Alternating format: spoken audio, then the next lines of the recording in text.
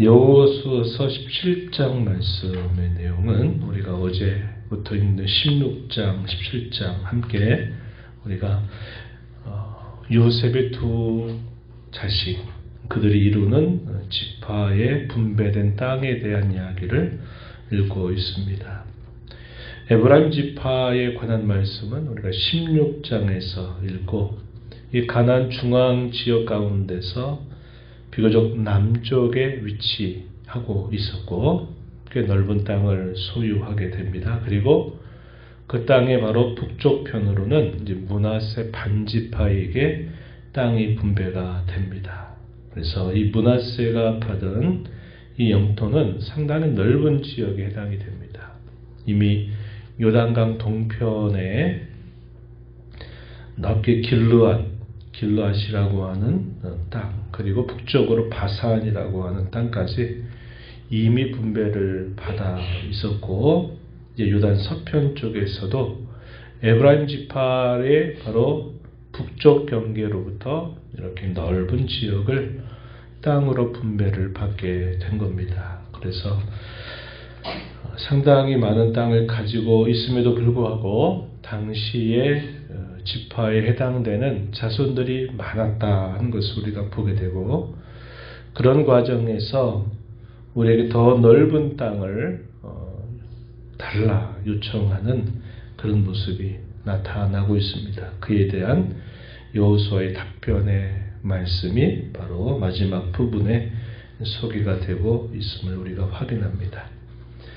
요셉의 장자가 바로 므낫세죠. 그리고 그 이어서 에브라임 이렇게 되는데, 이 요셉의 장자 므낫세의 첫 번째 아들이 마길이라고 하는 사람이에요. 마길. 그리고 그 마길의 또 자식이 길르앗 이렇게 됩니다. 그래서 그 이름을 따라서 그 지역의 이름이 지어질 만큼 이들은 이 므낫세의 자식들로서 요단 동편 쪽에 있는 땅을 분배를 이미 받습니다.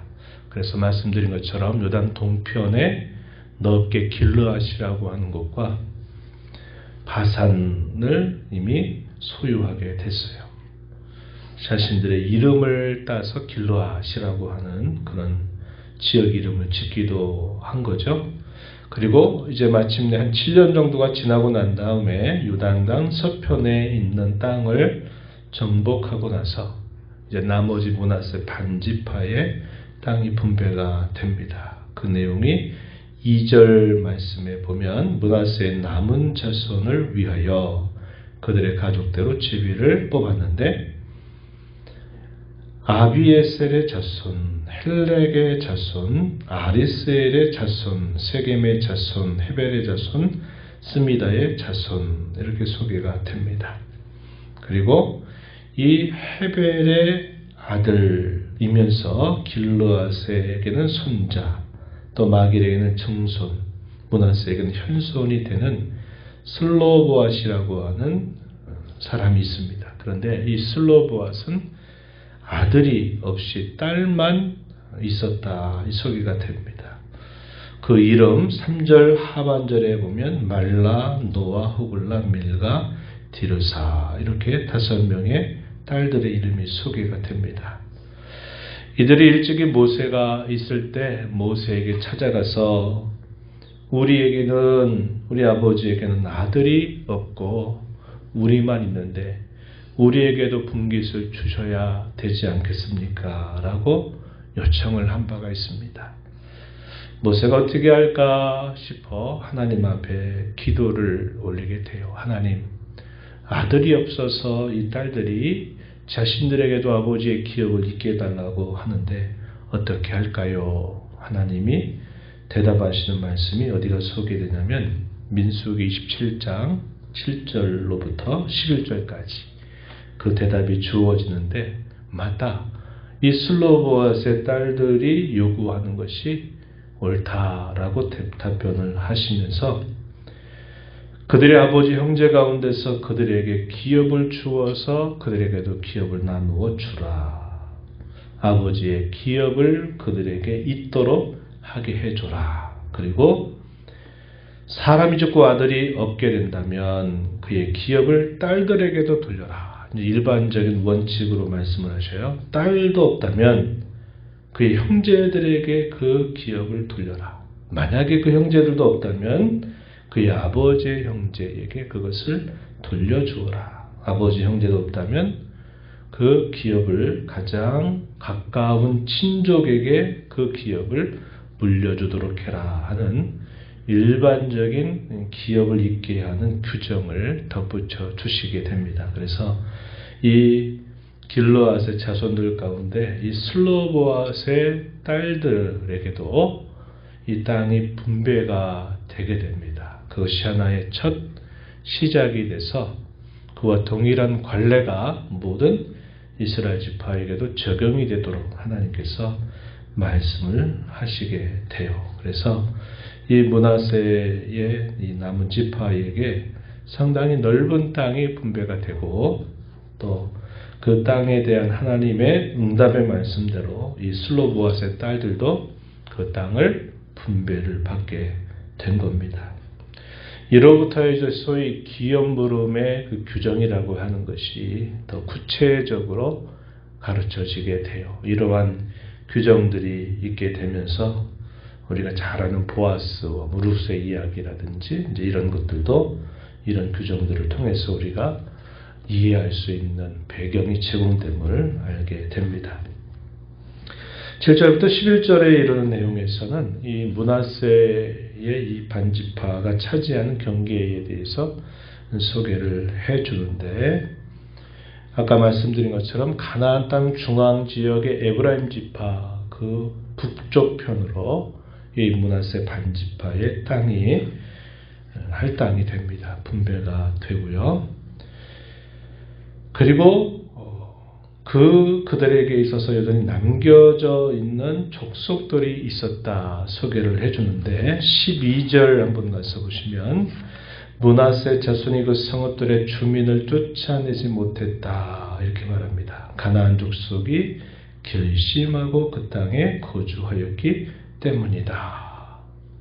사생결단을 하고 이들에게 분배된 땅 안에 남아 살고 있었던 이 가나안 족속들이 죽으면 죽겠다. 우리는 이곳을 떠날 수 없다라고 결심을 하고 죽을 각오를 가지고서 거기에 머무르려고 하니까 이 지파에 해당되는 자손들이 그들을 쫓아내지를 못하게 된 겁니다. 왜 그랬을까요? 우선적으로는 기세를 이겨내지 못한 거죠. 기세를 이겨내지 못합니다. 남아있는 가나안 족속들은 여기는 우리가 살고 있던 땅인데 우리가 어디로 가냐는 거죠. 죽으면 죽을 거다. 그러면서 목숨을 걸고 싸울 태세를 갖추고 있는 것이고 이 므낫세 반지파에 해당되는 이 용사들은 그들의 기세를 따라가지를 못하는 겁니다. 그러니까 그대로 둔 거예요. 기세 싸움에서 이미 그들을 이겨내지 못하니까 그 가나안 족속을 쫓아내지 못하는 꼴이 되고 만 것입니다. 13절에 보면 이스라엘 자손이 강성한 후에야 가나안 족속에게 노역을 시켰고 다 쫓아내지 아니하였더라. 시간이 지나서 더 강성하고 난 다음에야 그들을 노역을 시켰다. 쫓아내지는 못했다. 이렇게 표현됩니다. 이것도 역시 남는 아쉬움이 되고 있다는 것을 보게 되죠. 이렇게 땅이 분배가 되고 났을 때 여호수아에게 불평을 합니다. 우리는 많은 자손들을 데리고 있는데 우리가 분배를 받은 이 정도 땅 가지고는 우리에게 모자랍니다. 우리에게는 더 넓은 땅을 달라라고 요구를 하게 됩니다. 그랬더니 여호수아가 뭐라고 대답하나요? 15절 가서 보시면 내가 큰 민족이 되므로 에브라임 산지가 내게 너무 좁을진데 너무 좁다면 보리스 족속, 르바인 족속의 땅 삼림에 올라가서 스스로 개척하라. 이렇게 답변을 해줍니다. 아직 개척할 곳이 충분히 있다. 개척해라. 이러한 말을 주는 겁니다. 그랬더니 그들이 대답하기를 16절에 그 산지는 우리에게 넉넉하지도 못하고 골짜기 땅에 거주하는 모든 가나안 족속에게는 베스한 그 마을들에 거주하는 자이든지 이스라엘 골짜기에 거주하는 자이든지 다 철병거가 있습니다. 철병거를 가지고 있는 그 족속들을 우리가 어떻게 그들을 쫓아내고 그것을 개척하고 차지할 수 있겠습니까? 못합니다. 이렇게 답변을 하는 거죠. 그랬더니 또 여호수아가 또 답변해 주기를 뭐라고 말하면 17, 18절인데 18절에 보니까 비록 산림이라도 내가 개척하라. 그 끝까지 내 것이 되리라. 가나안 족속이 비록 철병거를 가졌고 강할지라도 내가 너희 그를 쫓아낼 것이다. 라고 답변을 하게 됩니다.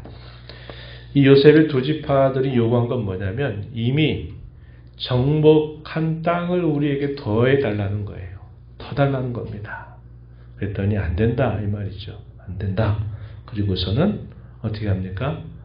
너희 땅에 분배된 그곳에 산림지역도 있고 아직 너희가 정복하지 않은 그런 이방 족속들 있으니까 그들을 쫓아낸다는 겁니다. 능히 할 수 있다는 거예요.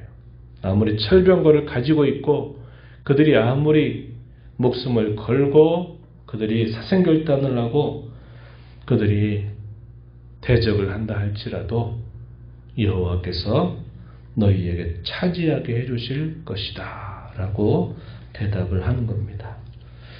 문제는 뭡니까?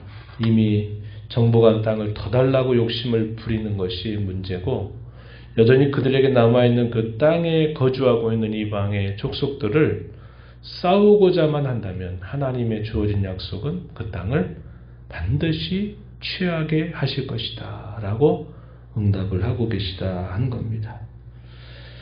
차지한 땅, 그렇게 욕심부릴 것이 아니라 너에게 주어진 땅을 더 개척해서 그 땅을 차지하라고 대답을 해주시는 것이죠. 그런데 이 므낫세 지파나 이 에브라임 지파의 한계가 뭐냐? 안주하려고 한 겁니다. 편안하게 우리에게 이미 정복된 땅을 더 달라 요구를 하면서 남겨있는 그 가나안 족속과의 전쟁을 회피하는 겁니다. 그러니 그들이 문제가 생기게 되는 것이다 하는 거죠. 그래서 우리가 어제도 살펴본 것처럼 이 북이스라엘 나라를 에브라임이라고 부를 만큼 많은 그런 풍부함을 갖게 되지만 그러나 후에 가게 되면 그들이 결국은 이 남겨져 있는 가나안 족속들의 종교 그 문화에 오염이 되면서 결국은 패망이라고 하는 안타까운 현실을 맞게 되는 것을 우리가 확인하게 되는 겁니다.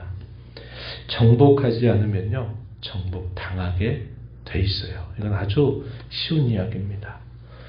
우리의 이 땅에 살면서도 마찬가지입니다. 우리가 이 땅에 살면서 끊임없이 영적인 전투를 수행하라고 우리 주님은 우리를 당신의 군사들로 불러 세워주신 겁니다. 그래서 우리에게 싸우기만 한다면 우리에게 승리를 보장하고 약속을 하셔도 우리가 싸울 기세가 우리의 대적에 비해서 약하다면 결국 싸우지도 못하는 그런 일이 생기고 싸워봤자 뻔히 지는 그런 일들을 우린 경험하게 되고 만다 하는 겁니다. 우리 안에 남아있는 죄의 부패함, 그리고 우리가 이 땅을 살면서 또 우리가 맡게 되는 수많은 죄의 세력들, 또 끊임없이 우리를 공격하고 유혹하는 사단과 그의 세력들과 우리가 싸우려고 하는 태세를 언제나 갖고 결연한 자세를 가지고 우리의 삶에 임한다면 주께서는 우리에게 이 승리의 기쁨을 누리게 하시며 승리의 영광을 주께 돌리도록 우리를 인도해 주실 것이다 하는 것입니다. 그저 주어진 것에 안주하고 더 많은 것을 차지하고자 하는 자세보다 언제나 더 믿음으로 정복하고 나아가려고 하는 그런 진취적 신앙 자세를 가지고 우리 남은 삶을 주 앞에 살아가게 되기를 진심으로 바랍니다. 하나님 아버지 감사합니다. 지난 밤에도 저에게 쉼을 허락하시고 이 새벽 시간 저희들을 깨워주셔서 오늘도 앞서행하시며 저에게 주시는 말씀을 읽고 교훈받게 하심을 감사드립니다. 자신들에게 주어진 땅이 이미 넓은 땅이 분배가 됨에도 불구하고 편안하게 자신들에게 더 넓은 땅을 요구하고 있는 이들을 향하여 너희 가운데 분배되어 있는 그 땅에 여전히 남아있는 대적자들을 쳐서 물리쳐라. 너희에게 분배된 그 땅에 아직 개척되지 않은 땅들을 개척해 나가라고 하는 말씀을 주십니다. 이 땅에 살아가는 저희의 삶 속에서도 언제든지 그저 편안한 삶에 안주하고 거기에서 더 요구하고 만족할 줄 모르는 그런 신앙의 삶이 아니라 저희에게 주어진 이 모든 것들을 저희들이 잘 선용하고 감사하면서 영적인 전투를 잘 수행하고 개척하는 자세를 통해서 저희에게 더 큰 승리의 기쁨을 얻는 삶이 되게 하시고 그걸 통해서 승리의 영광을 우리 하나님께 돌려드리는 저희들의 신앙의 걸음이 되도록 인도하여 주옵소서. 정복하지 않으면 정복당하고 만다고 하는 이 사실들을 언제나 기억하며 끊임없이 이 영적인 전투에 임하는 저희들의 삶이 되도록 우리 하나님 인도하여 주옵소서. 은혜의 보좌 앞에 나와 아버지 은혜를 구하는 모든 심령들의 간구를 귀 기울여 주시고 응답하시기를 바라며 예수님 이름으로 기도하옵나이다. 아멘.